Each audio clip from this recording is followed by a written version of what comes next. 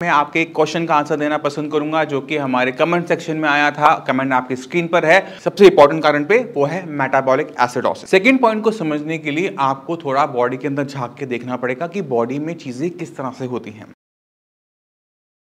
नमस्कार, मेरा नाम है डॉक्टर पुरु धवन और आज इस वीडियो में मैं आपके एक क्वेश्चन का आंसर देना पसंद करूंगा जो कि हमारे कमेंट सेक्शन में आया था। कमेंट आपकी स्क्रीन पर है। कमेंट था कि जब मेरा बीपी और शुगर कंट्रोल में है, क्रिएटिनिन और यूरिया क्यों बढ़ रहा है। इसका आंसर देना बहुत जरूरी है। ये सिर्फ किसी एक कमेंट एक किडनी फेलियर पेशेंट का नहीं है, ये बहुत सारी किडनी फेलियर पेशेंट के माइंड में जरूर आ रहा होगा। जब बीपी और शुगर हम कंट्रोल में कर लेते हैं तो क्यों हमारा लेवल बढ़ता चला जाता है। अब हम थोड़ा सा इसको समझने की कोशिश करेंगे कि बॉडी के अंदर क्या हो रहा होता है। तो शुरुआत करते हैं सबसे पहले कि किडनी क्यों खराब हुई, क्योंकि इसे जानना बहुत जरूरी है। अब आपके माइंड में आ रहा होगा कि आपको तो पता है, बट फिर भी थोड़ा सा रिवीजन कर लेते हैं। तो किडनी जो खराब होती है 80% में बीपी और शुगर की वजह से खराब होती है। किडनी के अंदर जो टिश्यू है, अगर वो डैमेज एक बार ले लेता है तो मर जाता है, तो वहां पर वो जो मर गया टिश्यू वो जिंदा नहीं हो सकता किसी भी कीमत में। और जितनी भी सीकेडी बीमारी है, किडनी फेलियर होती है, वो सेल्फ प्रोग्रेसिव होती है। यानी एक बार किडनी को थोड़ा सा डैमेज हुआ, मान लो 5% हुआ, वो धीरे बढ़ते बढ़ते बढ़ते बढ़ते बढ़ते 100% तक चला जाता है। अब हमारे लिए क्या मुश्किल होता है कि इसको रोकना। अगर आपको पता है कि आपकी किडनी बीपी से खराब हो रही है तो बीपी को कंट्रोल करना इसलिए जरूरी है क्योंकि बीपी से एक्स्ट्रा डैमेज हो रहा होता है। बीपी बढ़ा रहेगा तो डैमेज तेजी से बढ़ेगा, बीपी कंट्रोल में आ जाएगा तो डैमेज स्लो डाउन हो जाएगा। ये इंपॉर्टेंट हो गया कि कंट्रोल करना जरूरी है। अब जब बीपी एंड शुगर कंट्रोल में आ जाए, जब क्रिएटिनिन बढ़ रहा है, तो उसके पीछे दो बड़े कारण होते हैं। तो पहले चलते हैं सबसे इंपॉर्टेंट कारण पे, वो है मेटाबॉलिक एसिडोसिस। जितने भी किडनी फेलियर के पेशेंट है ना, केएफटी हर महीने करवा लेंगे, बट सीरम बाइकार्बोनेट का टेस्ट वो कभी कभार या कहने पे करवाते हैं या इसके बारे में पता नहीं होता। अगर क्रिएटिनिन लेवल 4 को क्रॉस कर चुका है तो बॉडी में एक कंडीशन तैयार होती है, वो है मेटाबॉलिक एसिडोसिस। हमारी किडनी ना सिर्फ क्रिएटिनिन और यूरिया को बाहर निकालती है, साथ में फ्लूइड, इलेक्ट्रोलाइट्स और एसिड को भी बाहर निकालती है। इसलिए हमारा जो यूरिन होता है, जब अपनी रिपोर्ट देखोगे उस पर लिखा होता है एसिडिक यूरिन। ये एसिड जब बॉडी में इकट्ठा हो जाएगा, क्यों इकट्ठा हो जाएगा? क्योंकि किडनी कम काम कर रही है। एसिड इकट्ठा होना शुरू होगा तो ब्लड एसिडिक हो जाएगा, और ये जब एसिडिक ब्लड किडनी में रोटेट करेगा तो किडनी को और तेजी से डैमेज करता है, और इसी कंडीशन को हम बोलते हैं मेटाबॉलिक एसिडोसिस। इसी वजह से मैक्सिमम किडनी फेलियर पेशेंट की मेडिसिन के अंदर एक बहुत सिंपल सी मेडिसिन, बहुत चमत्कारी मेडिसिन कह सकते हो आप उसको, वो रखी जाती है जिसका नाम है बेकिंग सोडा। अभी बेकिंग सोडा तो हम खा नहीं रहे, है ना? आपको ऐसा लग रहा होगा। जो आपकी मेडिसिन में सोडियम बाइकार्बोनेट है, आप अपनी मेडिसिन निकालो और एक एक पत्ते के पीछे देखो, उस पर लिखा होता है, किसी के पीछे भी लिखा है ना सोडियम बाइकार्बोनेट टैबलेट, वो सोडियम बाइकार्बोनेट सोडा ही होता है। बेकिंग सोडा होता है जिससे हम खाना बनाते हैं, ढोकला बनाते हैं, केक बनाते हैं, ये वही सोडा है। ये मेटाबॉलिक एसिडोसिस को रोकने में हेल्प करता है। अब कुछ केसेस में क्या होता है कि हम टैबलेट तो खा रहे हैं, कम खा रहे हैं, तो भी मेटाबॉलिक एसिडोसिस बढ़ेगा। कभी कभार हम टैबलेट लेते ही नहीं, डॉक्टर ने लिखी नहीं, हमने ली नहीं, तो क्या होता है? तो मेटाबॉलिक एसिडोसिस होता है, किडनी को डैमेज होता है। तो ये सबसे बड़ा कारण है जहां पर क्रिएटिनिन की वैल्यू बहुत तेजी से बढ़ती है, बहुत तेजी से बढ़ेगी। जैसे इस महीने 4 है, अगले महीने देखोगे 4.5 हो जाएगी, फिर वो 5 हो जाएगी, फिर सीधा 6 पे जंप करेगी, 5.5 आएगा ही नहीं, 6, फिर सीधा देखोगे 7.5, फिर देखोगे सीधा डायलिसिस। तो ये जो कंडीशन होती है ये मेटाबॉलिक एसिडोसिस की वजह से हो रही होती है, और इसको कंट्रोल करने के लिए आपको केएफटी के साथ सीरम बाइकार्बोनेट का टेस्ट करवाते रहना चाहिए। सीरम बाइकार्बोनेट की जो नॉर्मल वैल्यूज होती है वो 21 से लेकर 29 तक होती है। तो आप चेक करो कि आपका जो सीरम बाइकार्बोनेट है किस वैल्यू में फॉल करता है। अगर आपकी वैल्यू कम आ रही है तो आपको अपने टैबलेट्स को बढ़ाने की जरूरत है। दूसरा, खाने में जो हम खट्टा मना करते हैं, अगर आपने मेरी डाइट की वीडियो देखी होगी तो मैं बहुत स्ट्रिक्टली बोलता हूं कि खट्टा मत खाना, अचार नहीं खाना, सिरका नहीं लेना, नींबू नहीं लेना, वो इसी के पीछे कारण होता है। तो पहली चीज, अपना टेस्ट करवाओ केएफटी के साथ। हर लैब में नहीं होता, मैं मानता हूं, हर बड़ी लैब में होता है, मैं ये भी मानता हूं। तो आप एक अच्छी लैब को सिलेक्ट करो जिसमें आपका सीरम बाइकार्बोनेट का टेस्ट हर महीने होता रह सके। थोड़ा महंगा जरूर टेस्ट है, बट जरूरी टेस्ट होता है किडनी को संभाल के रखने के लिए। तो ये हो गया पहला कारण।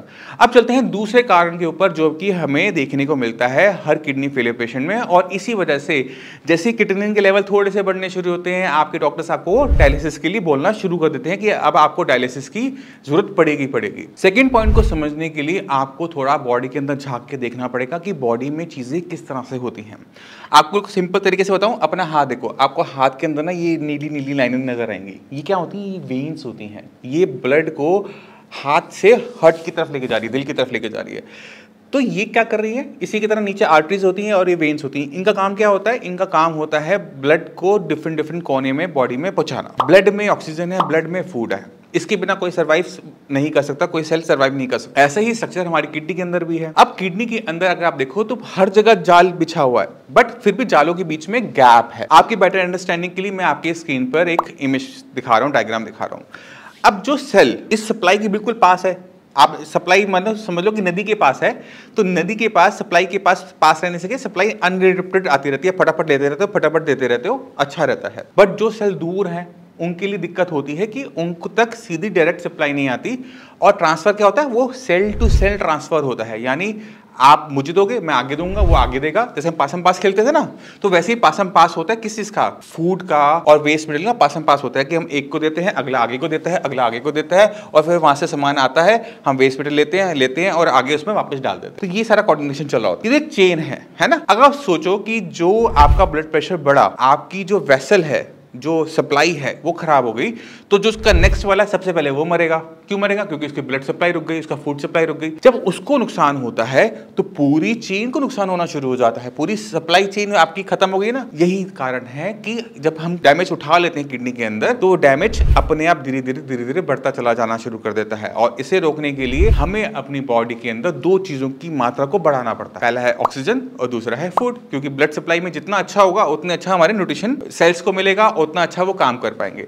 और किडनी फेलियर पेशेंट गलती क्या करते हैं सबसे बड़ी, कि खाना पीना कर देते हैं बंद, प्रोटीन नहीं खाना, ये नहीं खाना, वो नहीं खाना, उबले टिंडा घिया तोरी, और अपना वेट डाउन करना शुरू करते हैं। जो पेशेंट खाना पीना टाइट कर देता है, उबला हुआ खाना खा रहा होता है या फिर सिर्फ फ्रूट डाइट पे रह रहा होता है, उनका क्रिएटिनिन लेवल 2 महीने बहुत अच्छा नीचे जाता है। बहुत, मैं कहता हूं बहुत अच्छा जाता है। आपका वेट मान लो कि 80 किलो था, आप हो गए 60 किलो की, 20 किलो वजन आपने 3 महीने में गिरा लिया, आपका क्रिएटिनिन लेवल था 8, वो हो जाएगा 6 या 5। बट आपकी बॉडी में आएगी वीकनेस, और ये वीकनेस आप जितनी मर्जी कोशिश कर लो, इसको आप खत्म नहीं कर पाओगे। और आगे के जो 2 रास्ते होते हैं वो बंद हो जाते हैं, डायलिसिस का और ट्रांसप्लांट का। क्योंकि बॉडी में अब खून नहीं बनता, क्योंकि आपने प्रोटीन इंटेक नहीं किया, आप डायलिसिस नहीं करवा सकते, क्योंकि बॉडी में कुछ बचा ही नहीं। इतनी वीकनेस है आपके लिए, उठना बैठना चलना फिरना बोलना सब कुछ मुश्किल हो जाता है। तो ये वीकनेस जनरेट होती है। और जो क्रिएटिनिन लेवल 2 महीने डाउन रहा, वो तीसरे महीने बढ़ना शुरू हो जाता है। क्यों? क्योंकि बॉडी में अब जो स्टोर था, फैट था, वो सब खत्म हो चुका है। अब बॉडी चाहकर भी अपने रिजर्व को यूज नहीं कर सकती, बॉडी वीक होती चली जा रही है, आपकी किडनी वीक होती चली जा रही है। और किडनी जितना वीक होती चली जाएगी उतना कम काम करेगी, जितना कम काम करेगी उतना क्रिएटिनिन यूरिया लेवल बढ़ना शुरू होगा। तो जो शुरू में 2 महीने में आपको फायदा नजर आना शुरू हुआ था, डाइट को बहुत ज्यादा टाइट करने का, प्रोटीन पूरा बंद कर देने का, उबला हुआ खाना खाने का, और वही आपके लिए सबसे बड़ी मुसीबत बन जाता है, क्योंकि हमने इसको समझा नहीं था। आपको क्रिएटिनिन डाउन करना है ना, आपको ये समझने की जरूरत है कि आपकी बॉडी में बाकी ऑर्गन्स भी लगे हुए हैं। किडनी के अलावा लीवर है, हार्ट है, ब्रेन है,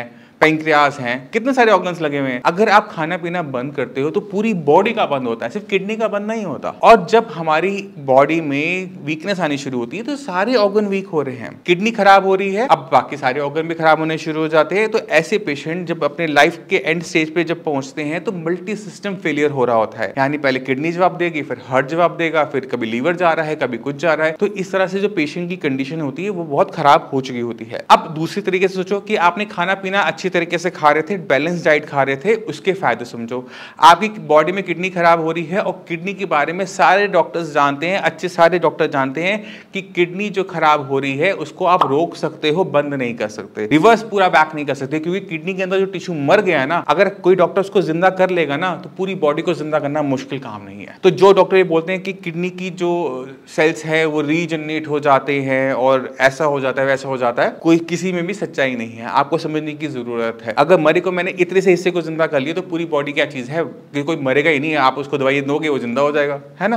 बट ऐसा होता नहीं है। आपकी बॉडी में जो सेल मर गए हैं वो मरे ही रहेंगे, आपने और सेल को मरने से रोकना होता है, और जो अच्छे सेल्स हैं उनसे काम थोड़ा सा बढ़ा लेना होता है कि creatinine level, urea level down हो जाए। और उसी को ही श्रेयास में साइंस इंजीनियरिंग में करवाया जाता है, जिसके आप बाकी सारे टेस्टिमोनियल्स रिपोर्ट्स आप इस चैनल पे देखते आए हो। वो इसी तरह से पॉसिबल है। खाना पीना टाइट करने पे दिक्कतें ज्यादा बढ़ती हैं। 2 महीने का जरूर सुख मिलेगा कि रिपोर्ट में सुधार होगा, बट वो किसी काम का नहीं है। तो आपको जरूरत है समझने की कि आप बॉडी को क्या दे रहे हो, क्या इनटेक कर रही हो, बॉडी उसको किस तरह से कर रही है। अब आप इसमें डाइट में मॉडिफिकेशन भी है, इसमें थोड़ी सी एक्सरसाइज भी है। डाइट में मॉडिफिकेशन के लिए पूरी वीडियो अवेलेबल है, आप उसको जाके देखो, समझो। और एक्सरसाइज भी जरूरी होती है, मगर एक्सरसाइज हम बहुत हैवी एक्सरसाइज नहीं कर सकते। एक्सरसाइज क्यों करते हैं, पहले उसको समझने की कोशिश करते हैं। हम एक्सरसाइज इसलिए एडवाइस करते हैं कि आप अपने ब्लड के अंदर ऑक्सीजन की मात्रा को बढ़ा। अब हमारी नॉर्मल जो ऑक्सीजन सैचुरेशन होती है वो 95% के आसपास रहती है। अब अगर आप ब्रीथिंग डीप करने शुरू करते हो तो वो 98, 97, 98 के आसपास, 99 तक वो पहुंच जाती है। अब ऑक्सीजन सैचुरेशन बढ़ने का मतलब ये है कि सेल को 2 या 3% एक्स्ट्रा ऑक्सीजन मिलना। अब इसका कोई नुकसान तो होगा नहीं, फायदा ही होगा। तो ये फायदे लेने के लिए हम अनुलोम विलोम प्राणायाम पे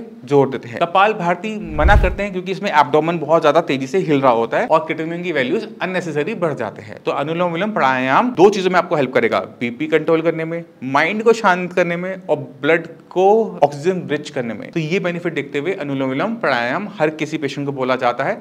और थोड़ी बहुत वॉक, खाना खाया थोड़ा बहुत चल लो, कुछ नहीं है, कोई वीकनेस नहीं है, चलो। ये बेनिफिशियल रहता है किसी भी किडनी फेलियर पेशेंट के लिए। अब हमने शुरुआत तो कहीं और से की थी, पहुंच कहीं और गए, कोई बात नहीं, कुछ अच्छा मिला, कुछ लंबा मिला, कोई दिक्कत नहीं। अब इसी के साथ मैं आज चलने की आज्ञा चाहूंगा। मिलते हैं अगली वीडियो में। कोई भी टॉपिक आप चाहते हो जो हम कवर करना चाहें तो कमेंट सेक्शन में कमेंट करके बताओ, क्योंकि आप जो बोलोगे ना मैं वो वीडियो बनाऊंगा। आपके माइंड में कोई भी डाउट है मैं उसे क्लियर करूंगा। आपको बात अच्छी लगे तो लाइक कर देना, आपको अच्छी ना लगे तो डिसलाइक कर देना, दोनों आपके हाथ में। इसी के साथ आज्ञा, मिलते हैं अगली वीडियो में, तब तक के नमस्कार।